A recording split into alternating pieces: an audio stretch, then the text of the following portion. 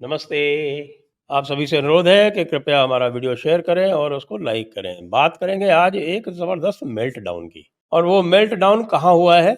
वो मेल्टडाउन हुआ है अम्बेडकर वादियों में। वो मेल्टडाउन हुआ है भीम मीम वालों में। जैसा कि आपको पता है कि सुप्रीम कोर्ट द्वारा सब क्लासिफिकेशन अलाउ किए जाने के बाद में और क्रीमी लेयर एससी एसटी में से हटाए जाने के बाद में एक ज़बरदस्त मेल्टडाउन आया है। और मेल्टडाउन के कुछ जो हैं वो आप कह सकते हैं कि एक कुछ राजनेता है और बहुत सारे जो हैं आपको सोशल एक्टिविस्ट मिल जाएंगे, बहुत सारे आपको दिलीप मंडल जैसे लोग मिल जाएंगे और उनका मेल्टडाउन देखते ही बनता है। कुछ आपको उदाहरण बता देता हूँ कि भाई सबसे पहला मेल्टडाउन क्या हो रहा है। मेल्टडाउन सबसे पहले तो किसमें किसमें हो रहा है, जितने लोगों में मेल्टडाउन हो रहा है उनको आप देख लीजिए, तो वो सबके सब जो एससी एसटी में जो एलीट कास्ट हैं, या आप ये कह लें कि जो एससी एसटी के सवर्ण हैं, उनमें हो रहा है। प्रकाश अंबेडकर में हो रहा है। उनकी जो महार जाति है वो एससी एसटी एससी का पूरा रिजर्वेशन खा के बैठी हुई है महाराष्ट्र में। और यहाँ तक कि चिराग पासवान में भी हो रहा है, लेकिन चिराग पासवान की भी समस्या समझी जा सकती है। हालांकि चिराग पासवान ने बड़ा ही संतुलित बयान दिया है और ये कहा है कि वे सुप्रीम कोर्ट में रिव्यू में जाएंगे। ये देखिए, रिव्यू में तो केवल स्टेट ऑफ पंजाब जा सकती है, जिसने कि दावा किया था कोई दूसरा बाहर वाला रिव्यू में जाएगा तो वैसे भी डिसमिस होना है। तो जिसको कहते हैं he is playing to the gallery, वो अपने पासवान समाज को बता रहा है, क्योंकि पासवान समाज एससी में मेजर बेनिफिशियरी है। जो छोटी छोटी जातियां हैं वहाँ पे दुसाध है, मुसहर है और आपके वाल्मीकि हरिजन है, इन सबको तो कुछ मिलता नहीं है वहाँ पे। पासवान ही वहाँ का अधिकतर केक जो है वो ले जाते हैं और उसके अतिरिक्त कुछ और चर्मकार जातियां हैं वो ले जाती हैं।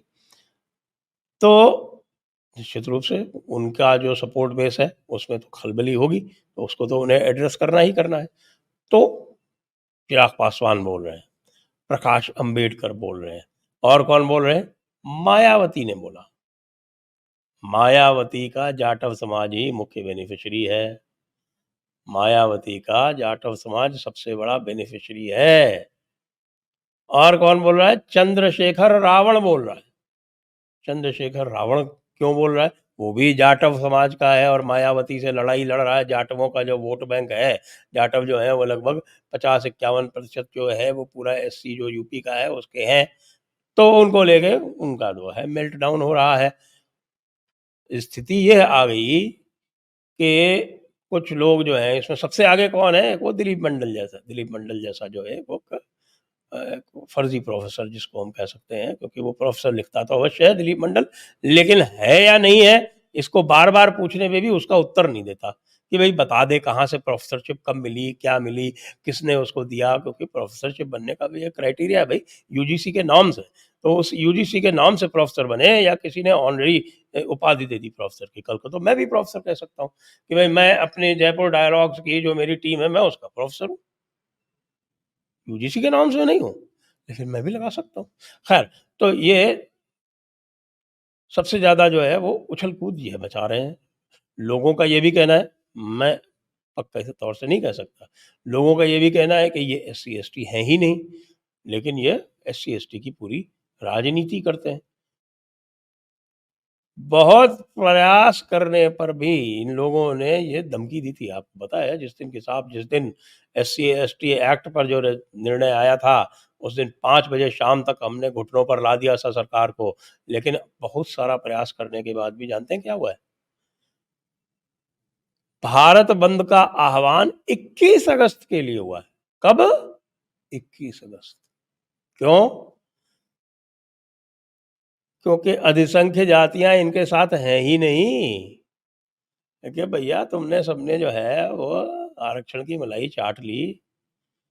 एसटी में मीणा लोगों ने चाट ली और बाकी में आपके एससी में 3-4 जातियां हैं मुख्य रूप से, उन्होंने चाट ली। जैसे मैंने बताया, महार हैं इधर, बिहार में पासवान हैं, जाटव हैं यहाँ पर, राजस्थान में मेघवाल हैं, जाटव हैं, इन्होंने सबने पूरा कॉर्नर कर लिया। जो पूरा जो एससी एसटी रिजर्वेशन का केक था उसका 90% इन लोगों ने कॉर्नर कर लिया। और बताएं आपको मेल्ट डाउन किधर है? भाई मेल्ट डाउन अगर शेड्यूल कास्ट में जो बेनिफिशियरी हैं जिन्होंने कबाड़ रखा है, और फिर वही बात बता रहा हूँ आपको कि इसके मूल में वही आईएएस आईपीएस हैं जो जन्म दर जन्म अपने वंश को रिजर्वेशन दिलाना चाहते हैं, क्योंकि क्रीमी लेयर आने से इनका धंधा चौपट हो गया। अरे भाई मैं तो ऐसे आपको बता सकता हूँ, एक परिवार है जिसमें 4 भाई हैं, 4 के चारों आईएएस और आईपीएस।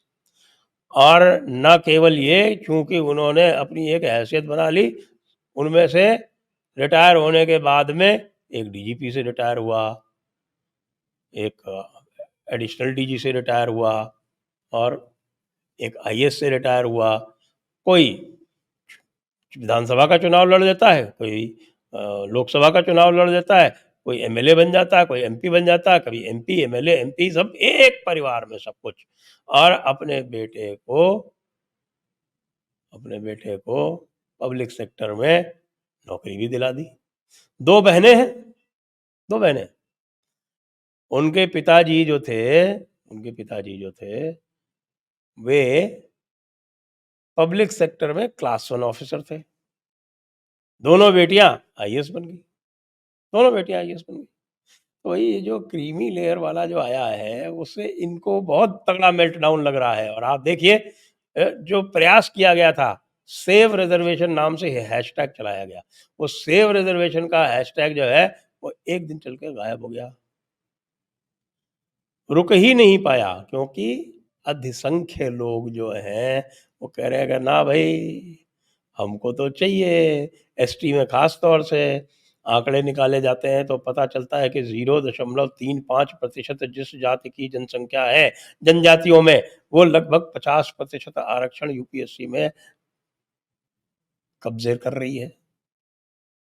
ये कब तक चलेगा? नहीं चल सकता। इसीलिए अब मेल्ट डाउन हो रहा है।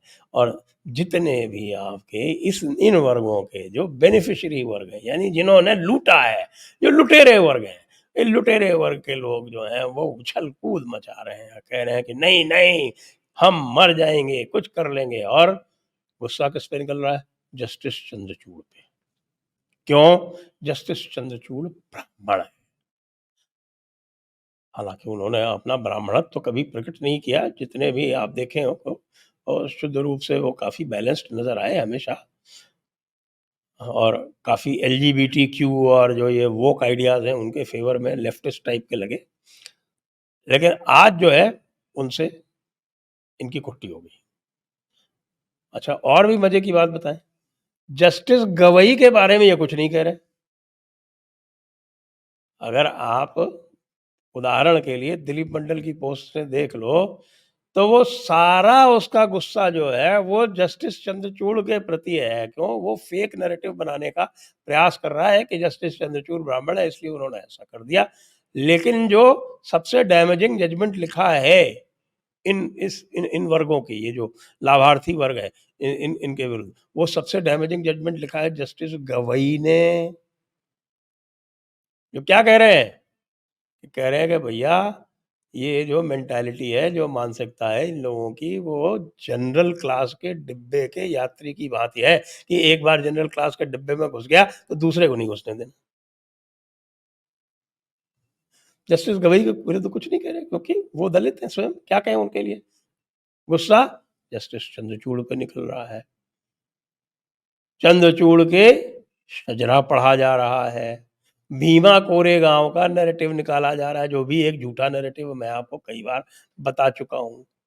भीमा कोरेगांव में जो लड़ाई हुई थी वो अंग्रेजों पेशवा के बीच में हुई थी, और पेशवा की जो सेना थी ना वो अरब मर्सनरीज वाली थी, और इनकी जो थी जो 3 टुकड़ियां थी उनमें से एक टुकड़ी कोई महार की थी। तो भैया अंग्रेज पेशवा लड़ रहे थे ये तय कर लो, या फिर अरब वर्सेस महार लड़ रहे थे ये तय कर लो।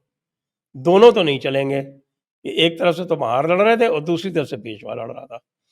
तो ये भीमा कोरेगांव वाला नैरेटिव भी बार बार चलाने का प्रयास किया जा रहा है। आज इनका बहुत बुरा दिन है। मेल्ट डाउन की स्थिति यहाँ तक आ गई है, यहाँ तक आ गई है कि इन्होंने योगेंद्र यादव को भी गाली दे दी। क्यों? क्योंकि योगेंद्र यादव ने इसको वेलकम कर लिया। अच्छा, और मजे की बात बताऊं, मजे की बात यह है कि कई यादव बंधु जो हैं वो बड़ी जोर जोर से उचक रहे हैं। हालांकि अखिलेश यादव ने इसका स्वागत कर दिया, अखिलेश यादव ने स्वागत कर दिया, लेकिन जो बाकी यादव बंधु हैं वो जोर जोर से इसलिए उछल रहे हैं कि भैया ये वर्गीकरण यहाँ हो गया तो हमारे ऊपर तो गाज गिरनी ही गिरनी है, क्योंकि रोहिणी कमीशन के जो आंकड़े आए हैं उसमें से ये पता चला है कि ये 3-4 जातियां, जिसमें यादव हैं, कुर्मी हैं, साहू हैं, इत्यादि इत्यादि, इन्होंने 75% कोटा कबाड़ रखा है केंद्रीय नौकरियों का। तो इनको लग रहा है कि यार केंद्रीय नौकरियों में वर्गीकरण हो गया तो हमने जो ये पूरी कमांडिंग पोजीशन ले रखी है।